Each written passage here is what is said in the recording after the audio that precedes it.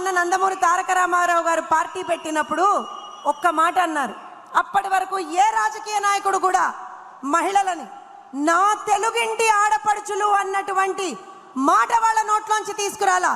కానీ మన అన్న, మనందరి ఆరాధ్య దైవం అన్న నందమూరి తారక రామారావు గారు ఆ రోజున నా తెలుగుంటి ఆడపడుచులు అనేటువంటి ఒక మాటతోని తన ప్రసంగాన్ని మొదలు పెట్టారు. ఆడబిడ్డలకి ఏ ఇంపార్టెన్స్ ఇచ్చారు, ఏ ప్రాధాన్యత ఇచ్చారు అనేటువంటిది ఇక్కడ స్టేజ్ మీద నిలబడి కూర్చున్నటువంటి ప్రతి ఒక్క నాయకురాలు ఇవాళ చెప్తుంది. అలానే స్టేజి ముందర కూర్చున్నటువంటి ఒక చిన్న మాట చెప్తా. మీలో ఎంతమందికి తను తెలుసో తెలీదో నాకు తెలియదు, కానీ దుర్గా అని ఒక కార్యకర్త ఉంటుంది.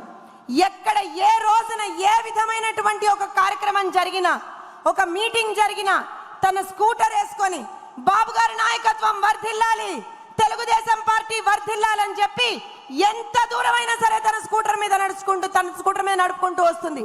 అలాంటి కార్యకర్తలు, మహిళలు వెన్నుదన్నుగా ఉన్నటువంటి పార్టీ. ఎందుకనంటే ఈ పార్టీ పుట్టింది మహిళా సాధికారత కోసం. ఇవాళ చాలా పార్టీలు మాట్లాడతాయి స్త్రీ శక్తి గురించి, చాలా పార్టీలు మాట్లాడతాయి విమెన్ ఎంపవర్మెంట్ గురించి. కానీ మనస వాచ కర్మణ దాన్ని చేసి చూపించినటువంటి పార్టీ తెలుగుదేశం పార్టీ. ఇవాళ దాన్ని ఇక్కడ మీ సమక్షంలో ఇక్కడ ఉన్నటువంటి ప్రతి ఒక్క మహిళా నాయకురాలు ఒక నిదర్శనంగా ఇక్కడ కూర్చున్నారు.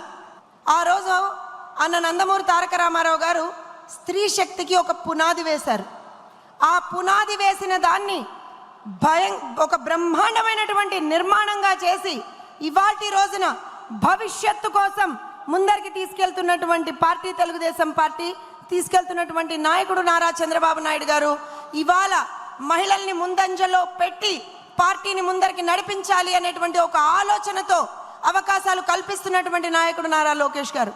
ఒక మాట, మనందరి మాట, మహిళలు ఎప్పుడూ కూడా తెలుగుదేశం పార్టీతో ఉన్నారు.